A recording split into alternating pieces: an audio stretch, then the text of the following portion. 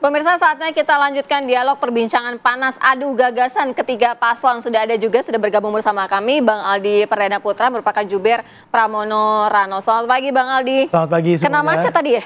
Iya, kena macet. Nah itu salah satu peliknya Jakarta. Sebelum kita nanti ke Bang Hensat ya, untuk pamungkasnya kita dengarkan dulu dari Bang Aldi. Bang Aldi, ada tidak sih inovasi-inovasi, apalagi tadi kan ketemu juga sama yang namanya macet gitu kan. Ya. Inovasi untuk menangani Jakarta yang sangat-sangat kompleks ini.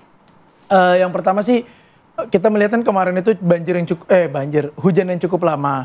Mungkin di situ menyebabkan naiknya air yang bisa menjadi salah satu faktor kebanjiran di Jakarta di pagi hari ini sih. Nah, hal-hal tersebut mungkin akan menjadi pembelajaran masalah yang akan dibelanja oleh Mas Rano dan Bang Dul. Mungkin melihat dari di mana ini sumber-sumber bottleneck di Jakarta, karena itu kan juga dari jalanan besar menuju ke jalanan kecil, ditambah lagi ada volume air yang naik mungkin menjadi kebanjiran. Nah, tentunya ini akan dikaji terlebih dahulu, apakah ditingkatkan volume ke transportasi umumnya, lebih diintegrasikannya lagi, terus ataukah nanti bisa juga daerah-daerah padat penduduk ini dijadikan ruang vertikal ke atas, yang dimana itu cara-cara yang sudah terpikirkan namun masih dalam pengkajian dan nantinya akan menjadi bentuk program kerja untuk mengatasi ya. Walaupun kita tahu di Jakarta ini kemacetan itu adalah salah satu tantangan, karena ada 3 menurut Mas Pram itu, yaitu kemacetan, kebanjiran, dan kekumuhan. Jadi ini emang 3 masalah yang nggak mungkin mudah solusinya dan benar-benar harus kita cari tahu dulu apa permasalahannya. Oke, kalau misalnya ditanya kemarin Bang Rano ditanya ada 11 program prioritas katanya. Ketika sudah dijabarkan memang ada beberapa, atasi banjir, atasi macet,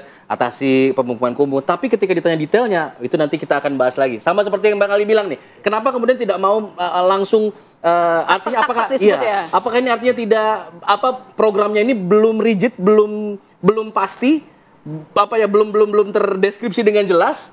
Atau seperti apa sebenarnya? Sebenarnya bukannya belum terdeskripsi dengan jelas, tapi pada dasar ini Mas Pram dan Bang Rano ini benar-benar sangat hati-hati betul dalam mengeluarkan solusi.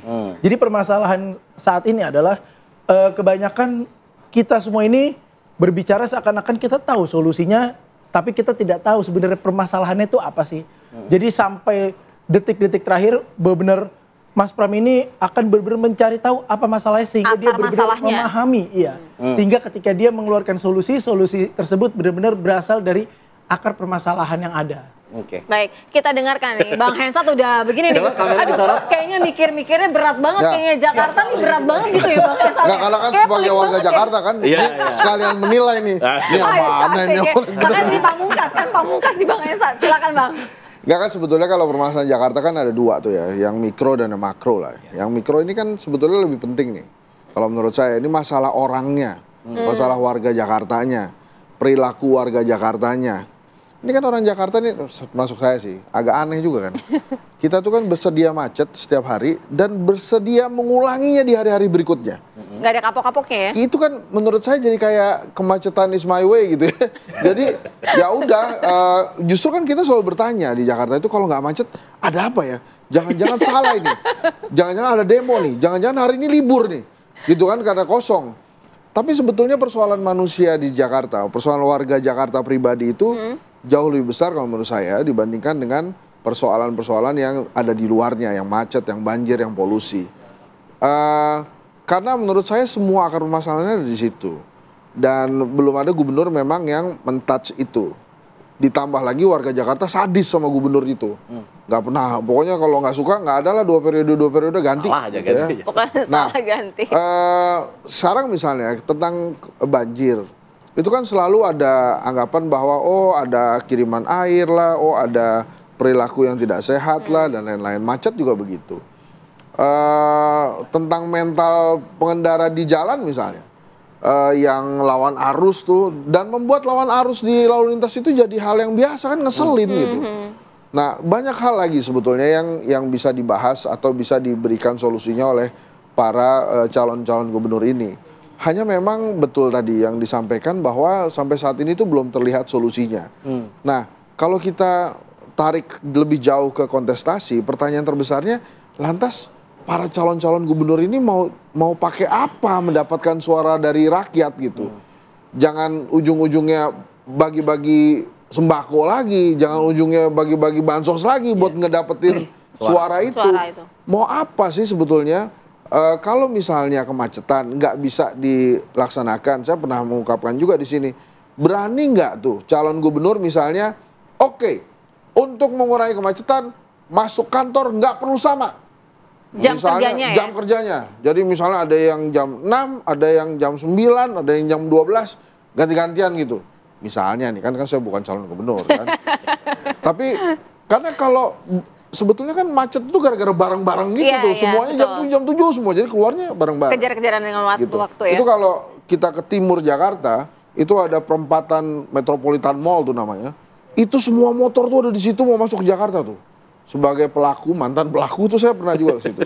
Nah itu kan rebutan waktu sebetulnya. Nah kemudian apalagi dari sisi ekonomi misalnya, warga Jakarta itu lumayan loh. Harga sembako juga nggak murah di sini. Iya.